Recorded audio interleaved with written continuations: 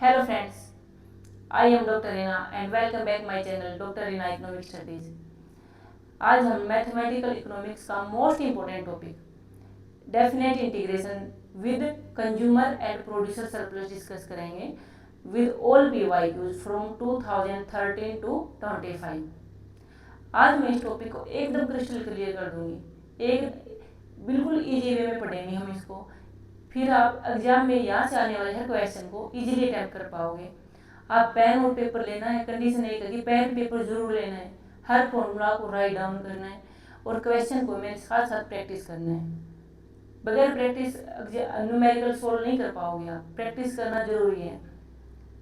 तो चलिए आज के सेशन की शुरुआत करते हैं। डेफिनेट इंटीग्रेशन में क्या था कि हमें नेट एरिया फाइंड आउट करना है कर्व के नीचे अंडर, टू फाइंड आउट ये क्या रिप्रेजेंट करता है।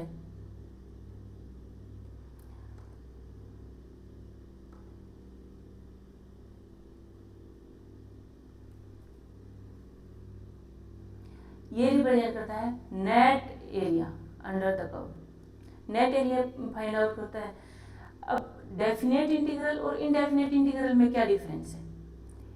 इनडेफिनेट इंटीग्रल में क्या है कि हमने प्रीवियस क्लास में पढ़ा था, और हाँ, ये सेशन शुरुआत करने से पहले जरूरी है कि आप इसकी प्रीवियस क्लास लें, उसका लिंक मैं डिस्क्रिप्शन बॉक्स में डाल दूंगी, क्योंकि जब तक आप इनडेफिनेट इंटीग्रेशन निकालना नहीं सीखोगे डेफिनेट नहीं निकाल पाओगे। डेफिनेट इंटीग्रेशन निकालना बहुत जरूरी है। डेफिनेट इसमें भी हम पहले डेफिनेट इंटीग्रेशन इनडेफिनेट इंटीग्रेशन निकालेंगे, उसके बाद लिमिट्स को अप्लाई करेंगे। और डेफिनेट इंटीग्रल और इनडेफिनेट इंटीग्रल में यही डिफरेंस है कि इसमें लिमिट्स गिवन होती है, इनडेफिनेट इंटीग्रल में लिमिट्स गिवन नहीं होती। इसमें एक न्यूमेरिकल वैल्यू फाइंड आउट होती है। जैसे इनडेफिनेट इंटीग्रल में क्या होता है, वेरिएबल। जैसे हम जब हम इंटीग्रेशन निकालते हैं, एंटी डेरिवेटिव निकालते हैं, तो हमें वेरिएबल होता है उसके अंदर, प्रीवियस क्लासेस में जैसे हमने पढ़ा था। और डेफिनेट इंटीग्रल में क्या होता है, एक न्यूमेरिकल वैल्यू फाइंड आउट होती है हमें। जैसे हम यहाँ पे x² का इंटीग्रेशन करेंगे तो हम क्या करते थे, 2x + c, एक कांस्टेंट टर्म जरूर यूज करते थे इसमें। और क्यों यूज करते थे इसको भी हमने डिटेल में पढ़ा था। और डेफिनेट इंटीग्रेशन में क्या होगा, अब ये इसका डिफरेंशिएशन किया हमने, डिफरेंशिएशन नहीं, इंटीग्रेशन करेंगे यहाँ पे, लेकिन यहाँ पे लिमिट गिवन होगी कि 0 to 2, तो लिमिट के कारण ये कांस्टेंट टर्म यूज करने की रिक्वायरमेंट नहीं होगी हमें। इसीलिए डेफिनेट इंटीग्रल हमें एक न्यूमेरिकल वैल्यू प्रोवाइड करता है और इनडेफिनेट इंटीग्रल एक पर्टिकुलर न्यूमेरिकल वैल्यू प्रोवाइड नहीं करता। जैसे अभी एक फंक्शन है y = f(x) फ्रॉम, अब हम इसका एंटी डेरिवेटिव निकालेंगे। y = f(x) का एंटी डेरिवेटिव क्या होगा, ये इसका एंटी डेरिवेटिव है। हम इसको ऐसे लिख सकते हैं, इसमें इसका सिंबल है ये कि लिमिट्स गिवन है a to b और f(x) का इंटीग्रल निकालेंगे। इसमें a लोअर लिमिट है और b अपर लिमिट है। जब हम f ये किसके बराबर हुआ, जब हम इंटीग्रल करेंगे, जैसे ये है f(x) का जब हम इंटीग्रेशन निकालेंगे तो ये इसके इक्वल होगा। अब हमें क्या फाइंड आउट करना है, इसका fb - fa, हमें ये फाइंड आउट करना है। तो अगर जब हम ये फाइंड आउट करेंगे, इसमें वैल्यू पुट करेंगे a और b के फंक्शन में, तो अगर ये पॉजिटिव वैल्यू है, ग्रेटर देन, पॉजिटिव में ग्रेटर देन और इक्वल टू 0 है, तो ये positive area under the curve को रिप्रेजेंट करेगा। अगर ये लेस देन और इक्वल टू है तो नेगेटिव एरिया को रिप्रेजेंट करेगा। अब जैसे अब है कि डेफिनेट इंटीग्रल हम कैसे निकालेंगे, इसके स्टेप्स हैं। सबसे पहले वही कि हम एंटी डेरिवेटिव निकालेंगे, एंटी डेरिवेटिव f(x) निकालेंगे गिवन फंक्शन का, और जो एंटी डेरिवेटिव निकालने के बाद हम fb - fa करेंगे।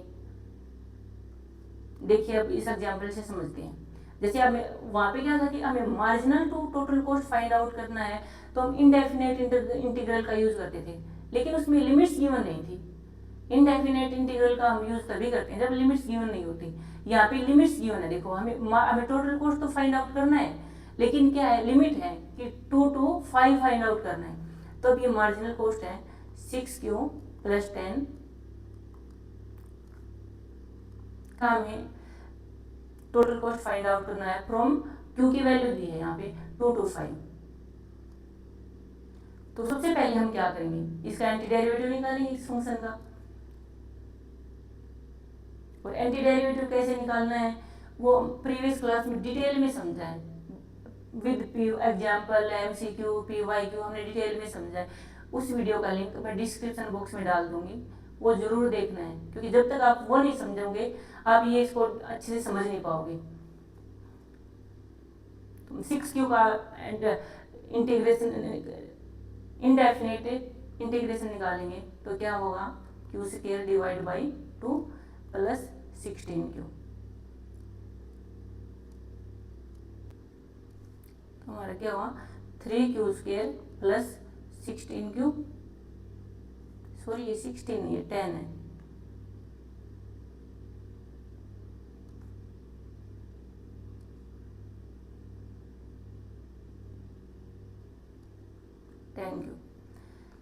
लिमिट्स गिवन है 2 to 5। अब हम वही करेंगे जैसे ये फंक्शन है FB minus FA, A B हमारी अपर लिमिट है और ए ओ लोअर लिमिट है, तो ये वैल्यू पुट कर देंगे हम, क्योंकि Q इज इक्वल टू पहले हम पुट करेंगे 5, 3 multiply 5 square plus 10 multiply 5 minus 3 multiply 2 square plus 10 multiply 2, ये कितना होगा हमारा 5 5 जा 25, 25 3 जा 75 प्लस 50 माइनस 2 2 जा 4, 4 3 जा 12 प्लस 10 2 जा 20। तो हमारा कितना हुआ ये 75 प्लस 50 125 माइनस 32। तो हमारा आंसर कितना होगा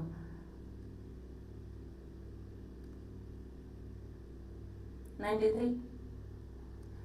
तो हमारा टोटल कॉस्ट कितना निकला 93।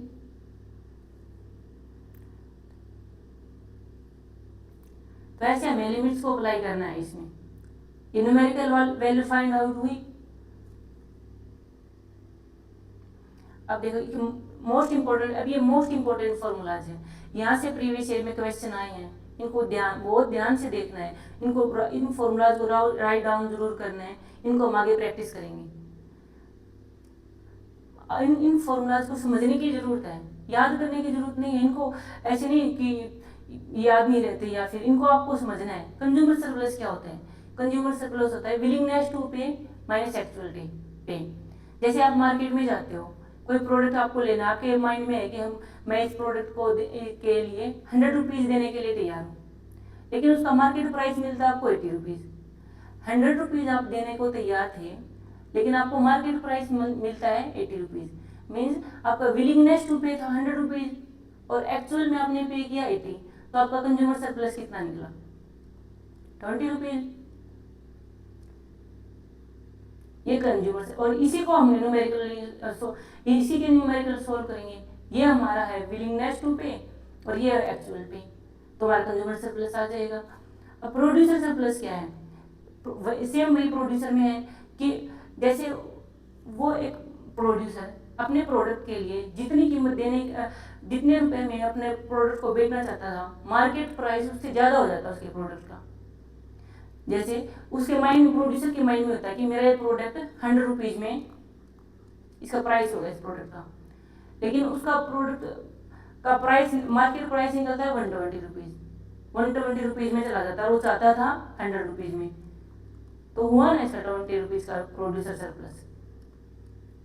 बस यही चीज़ है कि एक्चुअल में जो रिवेन्यू हुआ और जो एरिया अंडर द सप्लाई करो है उसको फाइंड आउट करेंगे, उसे माइनस कर देंगे, तो हमारा प्रोड्यूसर सरप्लस निकल आएगा। विलिंगनेस टू पे माइनस एक्चुअल पे, कंज्यूमर सरप्लस।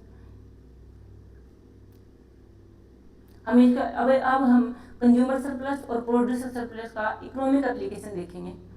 और प्रीवियस ईयर पेपर्स में इनके जो एमसी क्वेश्चन आए थे यहाँ से उन सभी को डिटेल में डिस्कस करेंगे। अब कुछ इम्पोर्टेंट इकोनॉमिक एप्लीकेशन देखिए। जब हमें टोटल रिवेन्यू फाइंड आउट करना है मार्जिनल रिवेन्यू से विद इन लिमिट, इस फॉर्मूला का यूज करेंगे हम।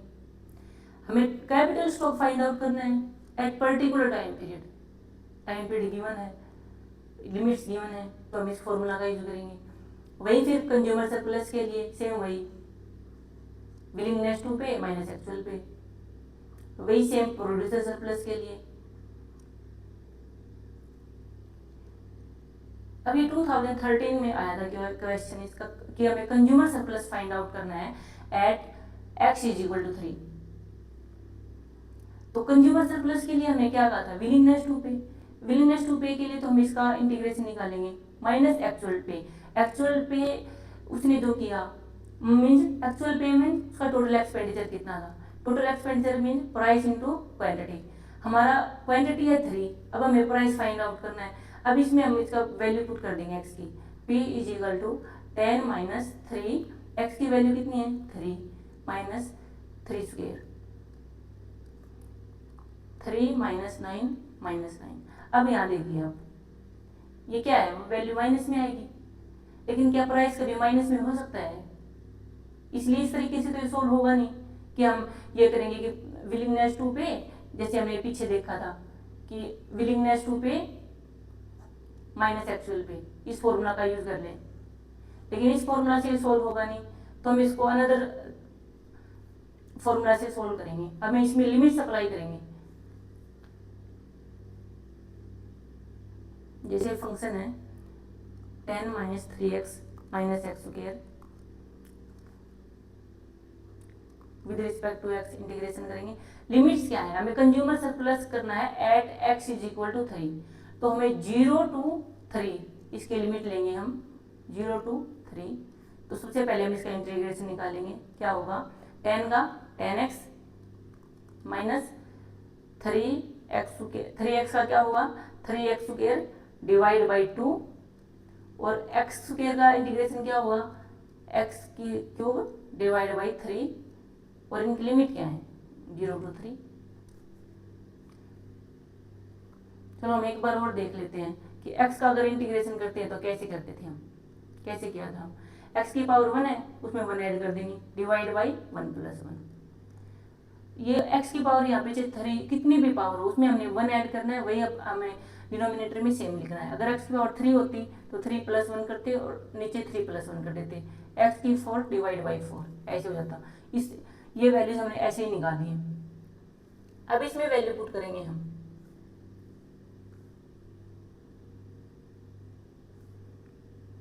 जैसे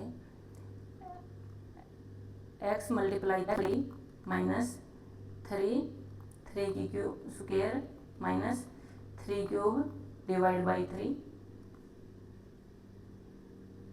ये हो गया। अब इसमें हम 0 पुट करेंगे, ये 0 to 3 है, 3 तो हमने वैल्यू 3 पुट कर देंगे, ये आ जाएगा। अब 0 पुट करते हैं तो सारी वैल्यू 0 हो जाएंगी, तो ये माइनस में ये तो 0 रह जाएगा। अब इसको सॉल्व करते हैं।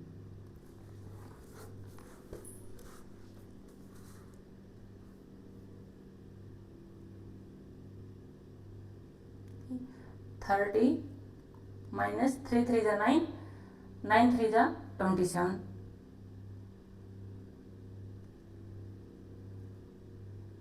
डिवाइड बाई 2 भी डिवाइड बाई 2 माइनस इसमें ये 1 3 से 1 3 कट गया 9, ये हुआ। अब इसको सॉल्व करते हैं। 30 माइनस ये कितना आ जाएगा 13.5 माइनस 9, हम इसको सॉल्व करेंगे तो हमारा आंसर हुआ 7.5। तो हमारा कंज्यूमर सरप्लस कितना हुआ, आंसर है सी 7.5। अभी आया था तो 2018 में, ये भी सेम वैसे ही है, लेकिन उससे डिफरेंस है थोड़ा सा कि हमें कंज्यूमर फंक्शन गिवन है ये, और हमें कंज्यूमर सरप्लस फाइंड आउट करना है। पहले फिर हम वही देखेंगे कि टोटल एक्सपेंडिचर फाइंड आउट करेंगे, उसके लिए हम प्राइस मल्टीप्लाई क्वांटिटी करेंगे। हमारे पास क्वांटिटी है 3, हमें चाहिए प्राइस, प्राइस के लिए हम ये x इज इक्वल टू 3 इस यहाँ पे पुट कर देंगे इस फंक्शन में, 27 minus 3 multiply 3 minus 3 square, 27 minus 9 minus 9 कितना हुआ 9। तो ये पॉजिटिव वैल्यू है, इट मीन्स हम इस फॉर्मूला को यूज कर सकते हैं। तो हम करेंगे 27 minus 3x minus x square dx minus क्या होगा प्राइस इंटू क्वांटिटी। तो हम इसको सोल्व करते हैं, इसका इंटीग्रेशन निकालेंगे। 27 का इंटीग्रेशन 27x माइनस 3x का integration 3x square minus 3x square divide by 2 x की क्यूब डिवाइड बाई 3। अब हमारे पास x की क्या वैल्यू है 3। अब यहाँ पे x is equal to 3 put कर देंगे। 27 multiply 3 minus 3 square divide by 2 minus 3 cube divide by 3, इसमें एक 3 कट गया। इसको अगर हम सोल्व करेंगे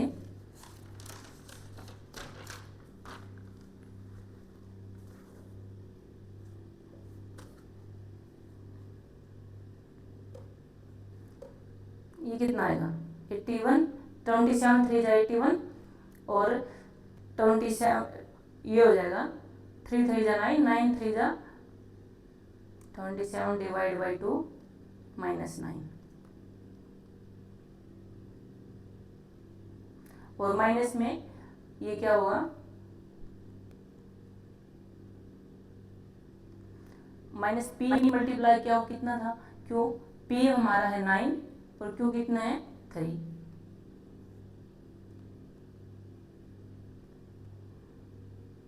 तो 9 मल्टीप्लाई 3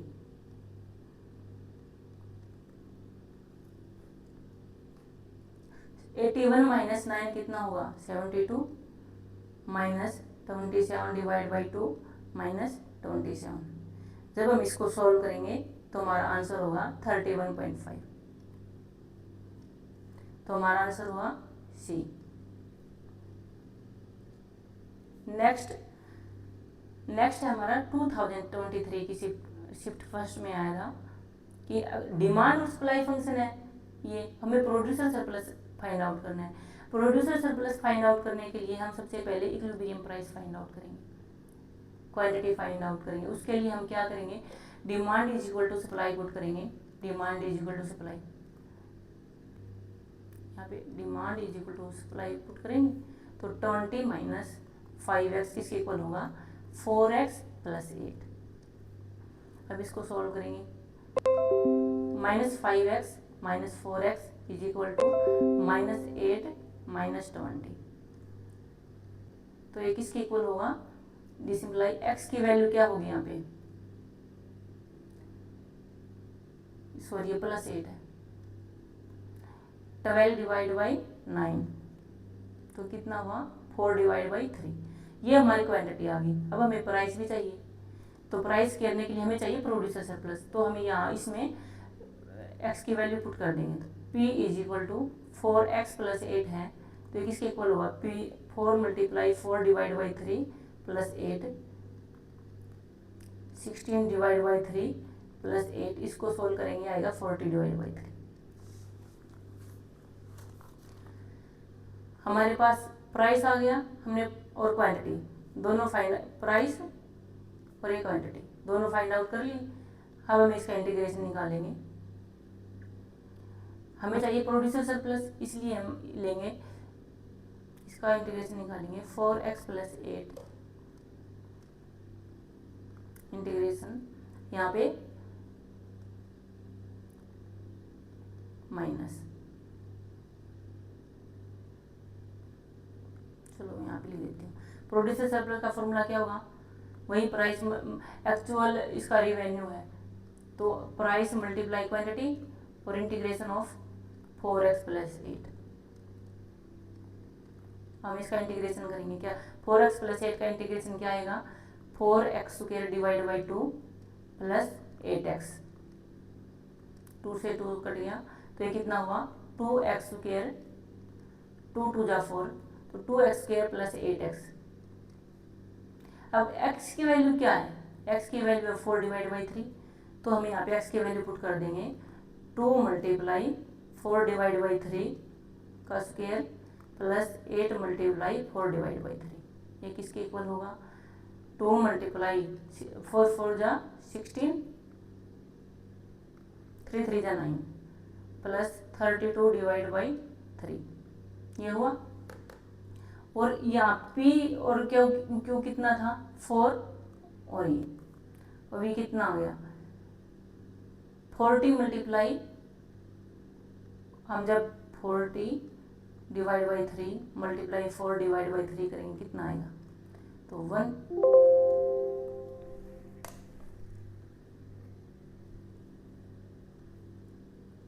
ये हमारा होगा 160 डिवाइड बाई 3, और इसमें माइनस में कर देंगे हम 16 2 जा 32 divide by 9 minus 32 divide by 3। जब हम इसको सॉल्व करेंगे तो हमारा आंसर आएगा 32 डिवाइड बाई 9, तो हमारा आंसर क्या होगा? सेकंड। अब हमारा नेक्स्ट क्वेश्चन है, इसके लिए आपको ट्रिग्नोमेट्री टेबल याद करनी पड़ेगी। जैसे पहले हम उसको ही समझते हैं। ये फर्स्ट टाइम है 2025 में यहाँ से क्वेश्चन। आपको इस बार इस टेबल को जरूर याद करके जाना है। क्या पता अब जून के एग्जाम में यहाँ से एग्जाम में क्वेश्चन आ जाए। ये टेबल आप याद करना, इसको बिल्कुल भी मुश्किल नहीं है, आपको बस समझना है। इन फॉर्मूलाज को, टेबल को आपको समझना है बस। उसके बाद आप अपने आप ही इनको प्रैक्टिस करोगे, अपने आप ही क्वेश्चन निकलेंगे आपके। जैसे अगर अब ये है, ये दिखने में मुश्किल लग नहीं रहा, दिखने में मुश्किल लग रहा है लेकिन है नहीं। अब आप देखिए, हमें सिर्फ साइन थीटा को याद करना है। साइन थीटा की वैल्यू हम कैसे फाइंड आउट करते हैं, बस हमें ये देखना है। देखिए अब ये है साइन थीटा 0 डिग्री पे 0 है। हमें क्या करना है? 30 45 60 और 90 इन पे ऐसे करना है। 2 1 2 3 4 ऐसे कर लिया। उनको 2 से डिवाइड कर देंगे तीनों को, 1 2 3 4 2 से डिवाइड कर देंगे चारों को। ये तो 0 है ही, साइन थीटा 0 है। इन चारों को 2 से डिवाइड कर देंगे हम, और जो ऊपर है उनका अंडरूट ले लेंगे।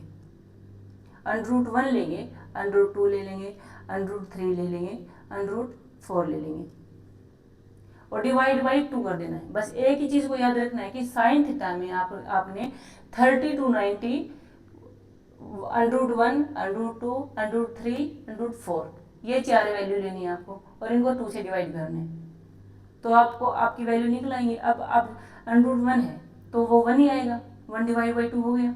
अब अंडरूट 2 आप इसको चाहे तो अंडरूट 2 डिवाइड बाई 2 लिख लो, या फिर 1 डिवाइड बाई अंडरूट 2 लिख लो, एक ही बात है। और जैसे अंडरूट 2 है, डिवाइड बाई 2 को हम 1 डिवाइड बाई अंडरूट 2 लिख सकते हैं। कैसे? अब अंडरूट 2 है और इस 2 को हम ऐसे भी तो लिख सकते हैं, एक 2 से ये कट गया और 1 डिवाइड बाई अंडरूट 2। और अब अंडरूट 3 डिवाइड बाई 2, अंडरूट 4 कितना होता है? 2 डिवाइड बाई 2, तो कितना हुआ? 1 है ना। कितना इजी। हमें सिर्फ अंडरूट 1 2 3 4 ऐसे लेना है, 30 to 90 उनको 2 से डिवाइड कर देना है।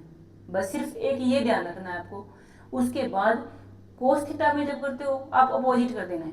जो 0 डिग्री में है कोस थीटा 0 डिग्री में आपको साइन थीटा 90 की वैल्यू लिखनी है। मीन्स यहाँ पे जैसे कोस थीटा ये ऐसे है, साइन थीटा है ऐसे, साइन थीटा की जो ऐसे वैल्यू है सारी कोस थीटा में यहाँ से स्टार्ट कर देना आपको। जैसे 0 डिग्री को 90 डिग्री से स्टार्ट कर देना, मतलब कोस थीटा 0 डिग्री वैल्यू कौन सी होगी? जो साइन थीटा की 90 डिग्री की, उल्टा शुरू कर देना है आपको, ठीक है। और टेन थीटा, अब टेंजेंट थीटा किसके बराबर होता है? Sine theta divide by cos theta.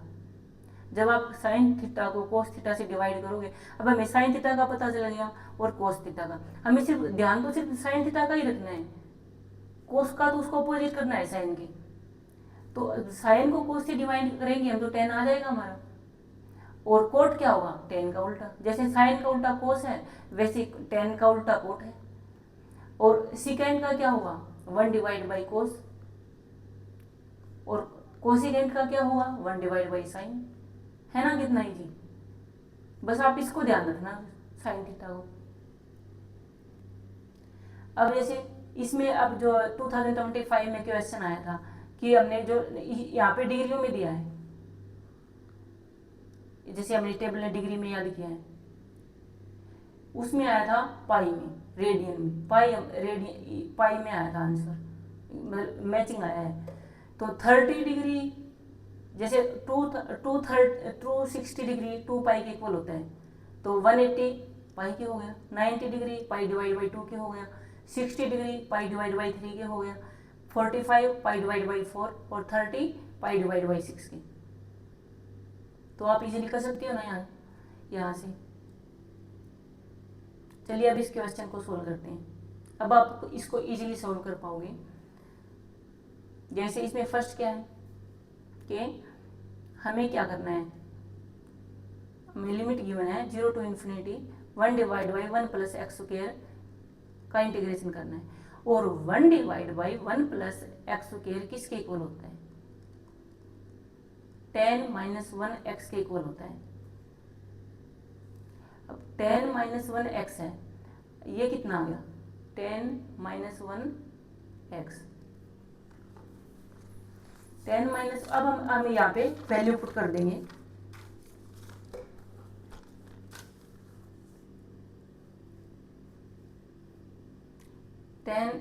Ten infinity value put करेंगे।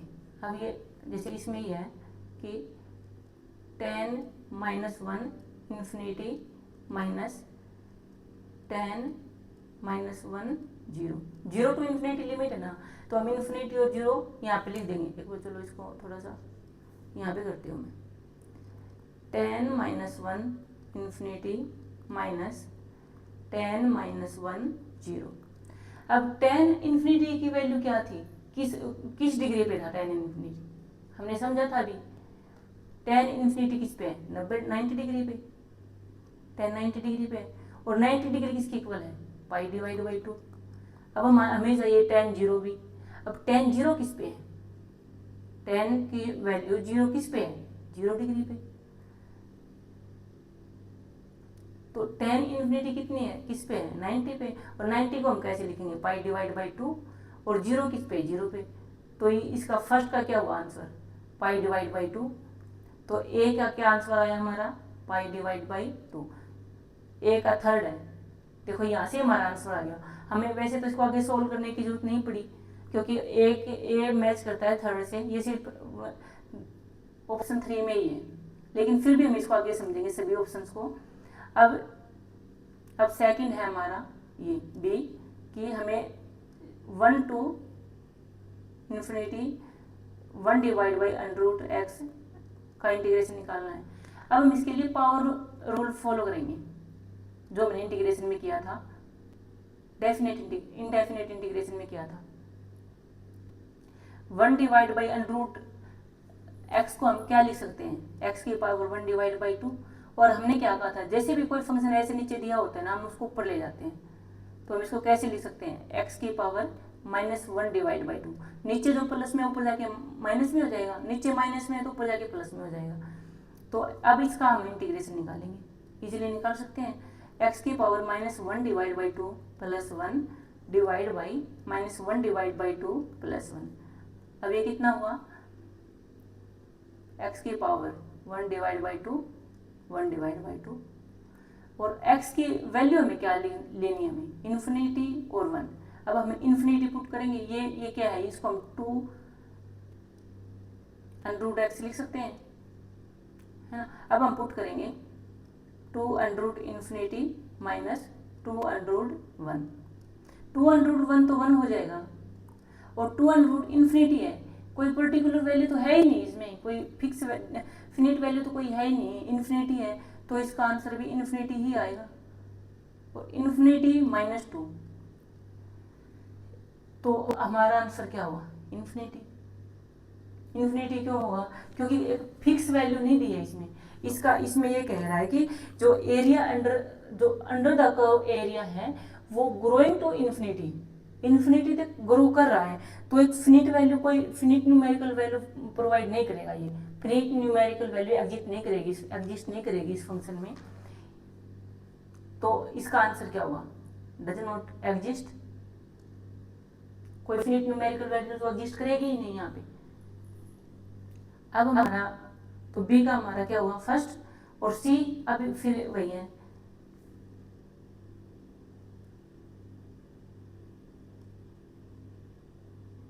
जैसे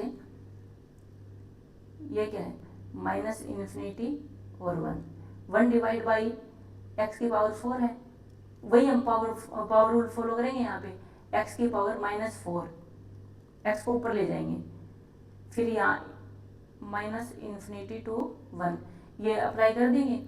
अब इसको जब हम इंटीग्रेट करेंगे तो क्या आएगा, एक्स की पावर -4 + 1 और -4 + 1, तो ये कितना हो जाएगा, एक्स की power -3 divide by -3,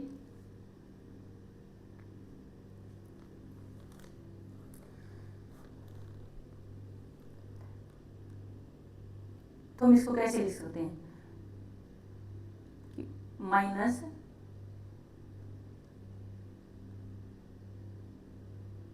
divide by 3x3। अब इसमें हमें minus infinity to 1 value put करनी है, इसमें वैल्यू पुट कर देंगे, ये क्या हो जाएगा 1 डिवाइड बाई माइनस का ये 3, 1 की 3 माइनस है और एक माइनस यहाँ है, -1 डिवाइड बाई 3 इन्फिनिटी की पावर 3। अब ये क्या हुआ -1 डिवाइड बाई 3 -0, 0 क्यों होगा, 1 डिवाइड बाई इन्फिनिटी, जो 1 डिवाइड बाई इन्फिनिटी होता है वो 0 के इक्वल होता है, तो इसका आंसर क्या हुआ 1 डिवाइड बाई 3।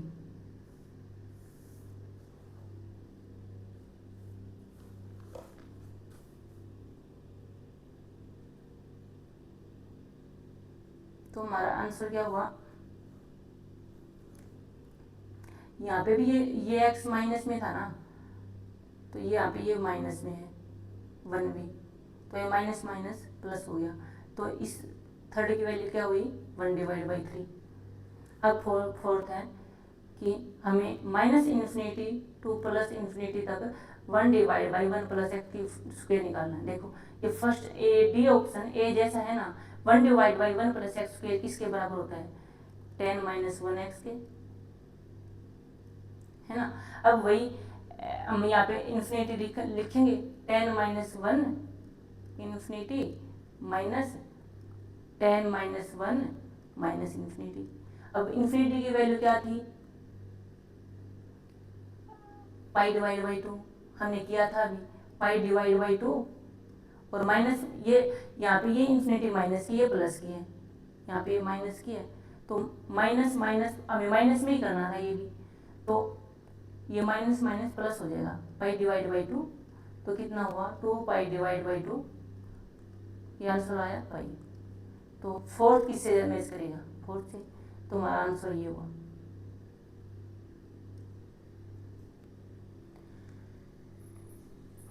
तो आपको इस टेबल को जरूर याद करके जाना है, मुश्किल नहीं है, बस एक बार आपको साइन थीटा को ध्यान रखना है।